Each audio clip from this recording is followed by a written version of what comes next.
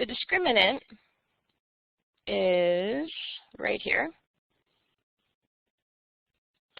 And if that discriminant is a perfect square, then you're going to have two real rational roots. And you can see them here where our x-intercepts are. If the discriminant is not a perfect square, you're going to have two real irrational roots. And that could also be shown with this same graph. If the discriminant is 0, you're only going to have one real rational root. Means it's only going to touch in that one spot of the parabola, which is the vertex.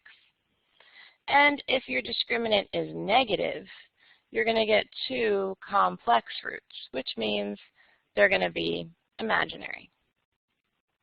And it means that your parabola would look something like that. So let's check out these three, and these are three that we saw on the previous slide, and see if we get what we expect because we've already solved these.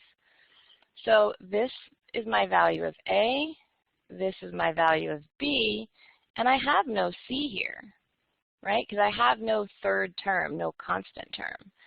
So my C is 0. Because normally C would be right there, right? But there is none. Okay, so B squared minus 4AC will give me negative 20 squared minus 4 times 4, 4 times A times C. Well, if I multiply anything by 0, it's going to be 0. So this whole part of it is going to be 0. So I'm just going to have negative 20 squared, which is 400. 400 is a perfect square because it's 20 times 20. So I should get two real rational roots. And if I look back, that is exactly what I got. I got two real rational roots. All right, let's look at the next one. Here, my value of A is 3. My value of B is negative 1. My value of C is negative 4. So B squared minus 4AC will give me negative 1 squared minus 4 times 3 times negative 4. That'll be 1 minus, I'll just say 12 times negative 4, which is going to be 1 plus 48, which is 49. Again, a perfect square. So I should get two real rational roots. And here it is right here, it's this one. And I got two real rational roots. All right, and the last one. Now this is the last one that we did on that page. This is the one where we had, like it came out to 3 plus or minus 2 root 6. So let's see if the discriminant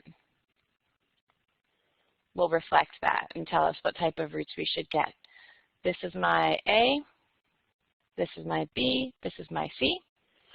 So B squared minus 4AC is going to be negative 6 squared minus 4 times A times C. So that's 36 minus 4 times negative 15, which is 36 plus 60, which is 96. It's positive, but it is not a perfect square, so I get an irrational answer. Two real irrational roots. Now there is one more method, and this discriminant is kind of leading us up to that because it's part of a larger formula, and it's the last way that we're going to look at how to solve these quadratics, and it's the quadratic formula. So I know you've all heard the song, But here it is again, just so you can remember it. Sing it to yourself. It's x equals negative b plus or minus the square root of b squared minus 4ac all over 2a. See, so now you can just play it over and over because I know that it's going to become a fast favorite. Okay, so let's use our quadratic formula here to solve this trinomial. This is my value of a, this is my value of b, and this is my c. So x equals negative b, which will give me positive 10, plus or minus the square root of b squared minus 4ac all over 2a. All right, we'll simplify. It's going to give us 10 plus or minus 100 minus 12 times 5 is 60 over negative 20. Simplify that further. 10 plus or minus the square root of 40 over negative 20. Now the square root of 40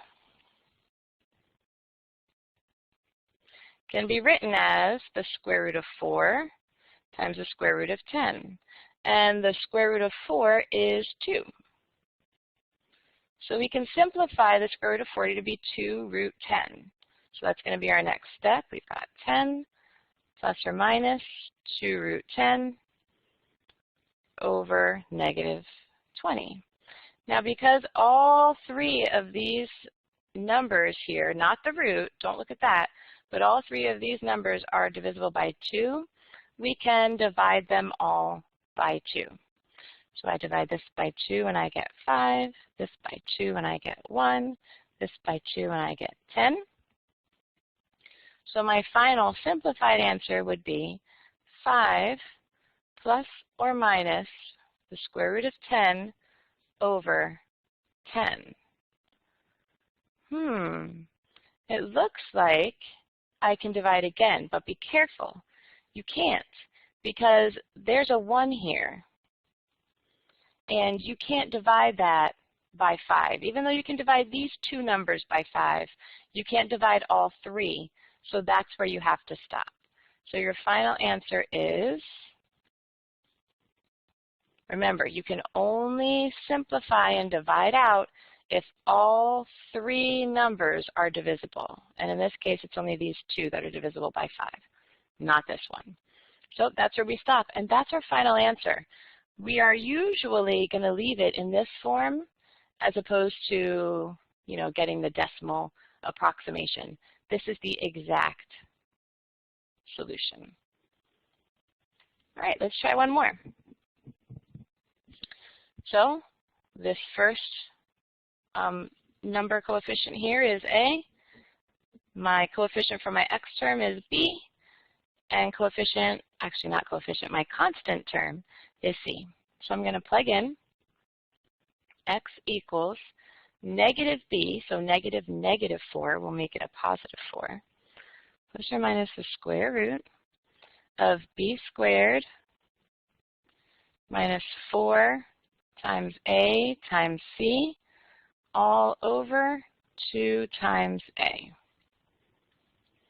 So 4 plus or minus the square root of 16 minus 4 times 3 is 12, all over 6. 4 plus or minus the square root of 4 over 6. 4 plus or minus 2 over 6. So now I have two solutions. I'm going to have that x equals 4 plus 2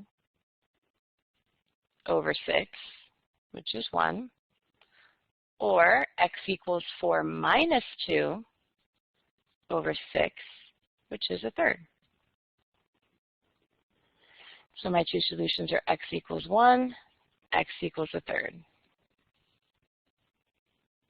And that's the quadratic formula.